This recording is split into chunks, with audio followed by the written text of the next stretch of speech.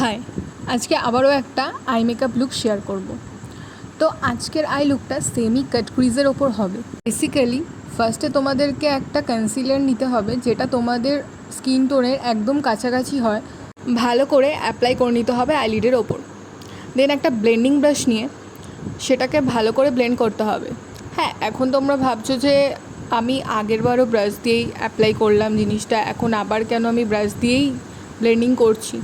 But আমাদের এই স্টেপটা প্রচণ্ড গুরুত্বপূর্ণ আই মেকআপের ক্ষেত্রে, কারণ তুমি ওটা দিয়ে অ্যাপ্লাই করলে আর এটা দিয়ে তোমাকে ব্লেন্ড করতে হবে, দুটো আলাদা আলাদা জিনিস।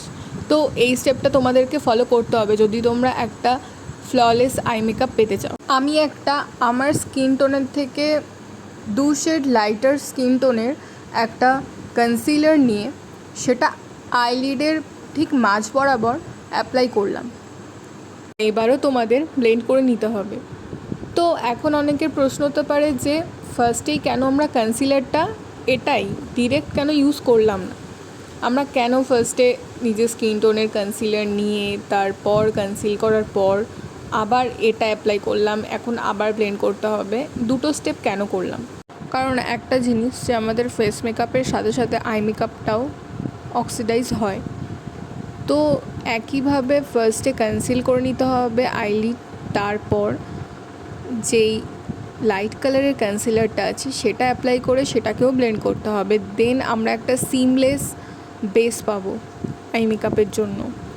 এই বেসটা যদি ঠিকঠাক করে করা যায় তাহলে তুমি যেই আই মেকআপই করো না কেন দেখতে ফ্ললেস লাগবে।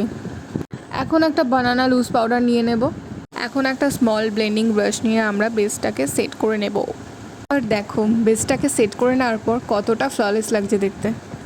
এখন এই আই শ্যাডো প্যালেটটা নিয়েছি, তো এখান থেকে আমি এই নিউড শেডটা পিক করলাম। এই শেডটা আমি ট্রানজিশন শেড হিসেবে ইউজ করেছি, তোমরা যে কোনো নিউড শেড নিয়ে এইভাবে অ্যাপ্লাই করে নিতে পারো। এখন আগের শেডটা থেকে একটু ডার্ক শেড নিয়ে আমি এটাকে আউটার কর্নার থেকে মোটা করে ঠিক আইবলের মাঝ বরাবর এবং আউটার কাট ক্রিজ থেকে মাঝ বরাবর আইবলের সেমভাবে ব্লেন্ড করে নিতে হবে। একটু ভালো করেই ব্লেন্ড করতে হবে যাতে কোনো হার্শ লাইন না থাকে। আগের চোখটার মতো সেমভাবে এখানেও কাট ক্রিজ করে নিচ্ছি। এবার পুরো আই লুকটা সম্পূর্ণ তোমাদের ওপর ডিপেন্ড করছে যে তোমরা কত সুন্দর করে কাট ক্রিজটা ড্র করতে পারছো। কারণ কাট ক্রিজটা তুমি যত সুন্দর করে করতে পারবে, যত প্রিসাইসলি করতে পারবে, ততটাই সুন্দর তোমার আই মেকআপ দেখতে হবে। এখন একটা ডার্ক শেড নিয়ে সেটাকে আউটার কর্নার থেকে ইনার কর্নারের দিকে ব্লেন্ড করেছি, আর একটা গোল্ডেন শিমার শেড নিয়ে আই লুকটাকে অলমোস্ট কমপ্লিট করেছি।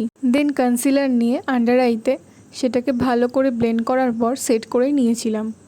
দেন একটা ব্রাউন শেড নিয়ে আমি লোয়ার ল্যাশ লাইনে এটা অ্যাপ্লাই করে নিয়েছিলাম। তোমরা চাইলে এটা স্কিপ করতে পারো, যেহেতু আমি একটু চোখটাকে বড় দেখাতে চেয়েছিলাম তাই আমি অ্যাপ্লাই করেছিলাম। তোমরা যারা লাইনার পরতে পছন্দ করো না তারা লুকটাকে এখানেই শেষ করতে পারো, বাট আমি ভাবলাম যে একটু লাইনার পরাই যাক। আমিও অবশ্য লাইনার পরতে খুব একটা পছন্দ করি না, তাই আমিও লাইনারটা মাঝে মাঝেই স্কিপ করে যাই। তো আই লুকটাকে পুরোপুরি কমপ্লিট দেখাতে আমি লাইনার অ্যাপ্লাই করেছিলাম।